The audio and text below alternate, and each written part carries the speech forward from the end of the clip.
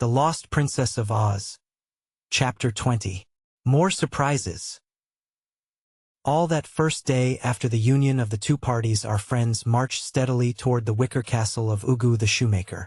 When night came, they camped in a little grove and passed a pleasant evening together, although some of them were worried because Button-Bright was still lost. "Perhaps," said Toto, as the animals lay grouped together for the night, "this shoemaker who stole my growl and who stole Ozma has also stolen Button-Bright." "How do you know that the shoemaker stole your growl?" demanded the Woozy. "He has stolen about everything else of value in Oz, hasn't he?" replied the dog. "He has stolen everything he wants, perhaps," agreed the lion. "But what could anyone want with your growl?"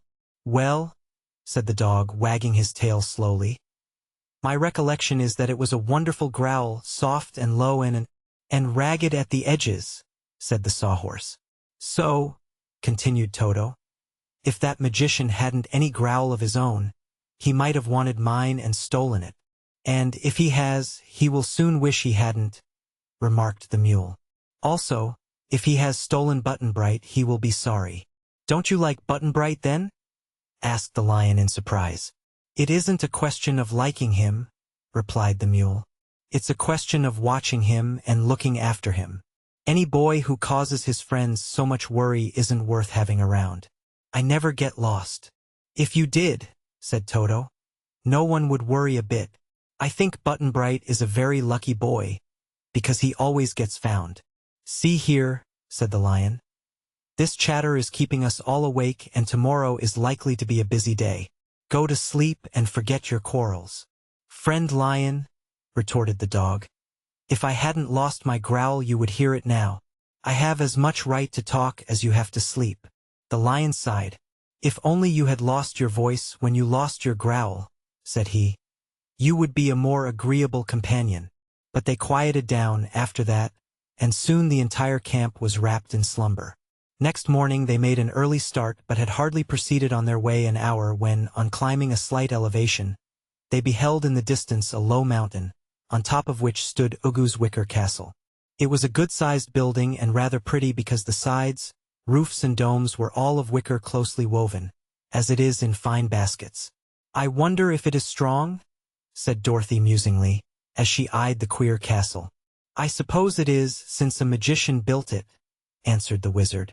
"With magic to protect it, even a paper castle might be as strong as if made of stone. This Ugu must be a man of ideas, because he does things in a different way from other people."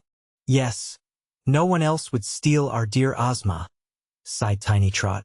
"I wonder if Ozma is there?" said Betsy, indicating the castle with a nod of her head. "Where else could she be?" asked Scraps. "S'pose we ask the Pink Bear," suggested Dorothy. That seemed a good idea, so they halted the procession, and the Bear King held the little Pink Bear on his lap and turned the crank in its side and asked, "Where is Ozma of Oz?" And the little Pink Bear answered, "She is in a hole in the ground, a half-mile away, at your left." "Good gracious!" cried Dorothy. "Then she is not in Ugu's castle at all." "It is lucky we asked that question," said the wizard. "For if we can find Ozma and rescue her, there will be no need for us to fight that wicked and dangerous magician." "Indeed," said Cake. "Then what about my dishpan?" The wizard looked puzzled at her tone of remonstrance, so she added, "Didn't you people from the Emerald City promise that we would all stick together, and that you would help me to get my dishpan if I would help you to get your Ozma? And didn't I bring to you the little Pink Bear, which has told you where Ozma is hidden?" "She's right," said Dorothy to the wizard. "We must do as we agreed." "Well, first of all, let us go and rescue Ozma," proposed the wizard. "Then our beloved ruler may be able to advise us how to conquer Ugu the shoemaker." So they turned to the left and marched for half a mile until they came to a small but deep hole in the ground. At once all rushed to the brim to peer into the hole, but instead of finding their Princess Ozma of Oz, all that they saw was Button-Bright, who was lying asleep on the bottom. Their cries soon wakened the boy, who sat up and rubbed his eyes. When he recognized his friends, he smiled sweetly, saying, "Found again!" "Where is Ozma?" inquired Dorothy anxiously. "I don't know," answered Button-Bright from the depths of the hole. "I got lost yesterday, as you may remember, and in the night, while I was wandering around in the moonlight, trying to find my way back to you, I suddenly fell into this hole. And wasn't Ozma in it then? There was no one in it but me, and I was sorry it wasn't entirely empty. The sides are so steep I can't climb out, so there was nothing to be done but sleep until someone found me. Thank you for coming. If you'll please let down a rope, I'll empty this hole in a hurry." "How strange," said Dorothy, greatly disappointed. "It's evident the Pink Bear didn't tell us the truth." "He never makes a mistake," declared the Lavender Bear King, in a tone that showed his feelings were hurt. And then he turned the crank of the little Pink Bear again and asked, "Is this the hole that Ozma of Oz is in?" "Yes," answered the Pink Bear. "That settles it," said the king positively. "Your Ozma is in this hole in the ground." "Don't be silly," returned Dorothy impatiently. "Even your beady eyes can see there is no one in the hole but Button-Bright." "Perhaps Button-Bright is Ozma," suggested the king. "And perhaps he isn't. Ozma is a girl, and Button-Bright is a boy." "Your Pink Bear must be out of order," said the wizard.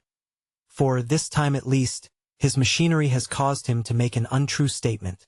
The Bear King was so angry at this remark that he turned away, holding the Pink Bear in his paws, and refused to discuss the matter in any further way.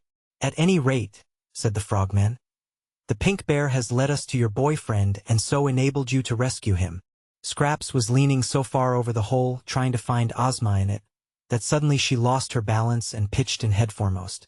She fell upon Button-Bright and tumbled him over, but he was not hurt by her soft stuffed body and only laughed at the mishap. The wizard buckled some straps together and let one end of them down into the hole, and soon both Scraps and the boy had climbed up and were standing safely beside the others. They looked once more for Ozma, but the hole was now absolutely vacant. It was a round hole, so from the top they could plainly see every part of it.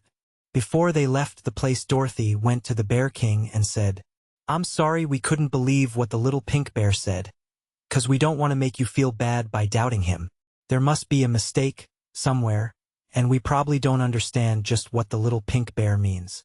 Will you let me ask him one more question?" The Lavender Bear King was a good-natured bear, considering how he was made and stuffed and jointed. So he accepted Dorothy's apology and turned the crank and allowed the little girl to question his wee Pink Bear.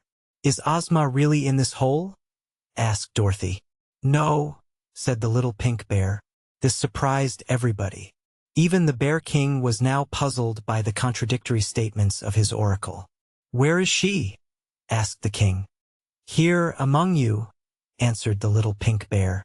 "Well," said Dorothy, "this beats me entirely. I guess the little Pink Bear has gone crazy." "Perhaps," called Scraps, who was rapidly turning cartwheels all around the perplexed group, "Ozma is invisible." "Of course," cried Betsy. "That would account for it." "Well, I've noticed that people can speak, even when they've been made invisible," said the wizard. And then he looked all around him and said in a solemn voice, "Ozma, are you here?" There was no reply. Dorothy asked the question, too, and so did Button-Bright and Trot and Betsy. But none received any reply at all. "It's strange, it's terrible strange," muttered Cake the Cookie Cook. "I was sure that the little Pink Bear always tells the truth." "I still believe in his honesty," said the Frogman, and this tribute so pleased the Bear King that he gave these last speakers grateful looks, but still gazed sourly on the others. "Come to think of it," remarked the wizard, "Ozma couldn't be invisible, for she is a fairy and fairies cannot be made invisible against their will. Of course she could be imprisoned by the magician, or even enchanted or transformed, in spite of her fairy powers. But Ugu could not render her invisible by any magic at his command." "I wonder if she's been transformed into Button-Bright?" said Dorothy nervously. Then she looked steadily at the boy and asked, "Are you Ozma? Tell me truly." Button-Bright laughed. "You're getting rattled, Dorothy," he replied. "Nothing ever enchants me. If I were Ozma, do you think I'd have tumbled into that hole?" "Anyhow," said the wizard, "Ozma would never try to deceive her friends, or prevent them from recognizing her, in whatever form she happened to be. The puzzle is still a puzzle, so let us go on to the wicker castle and question the magician himself. Since it was he who stole our Ozma, Ugu is the one who must tell us where to find her.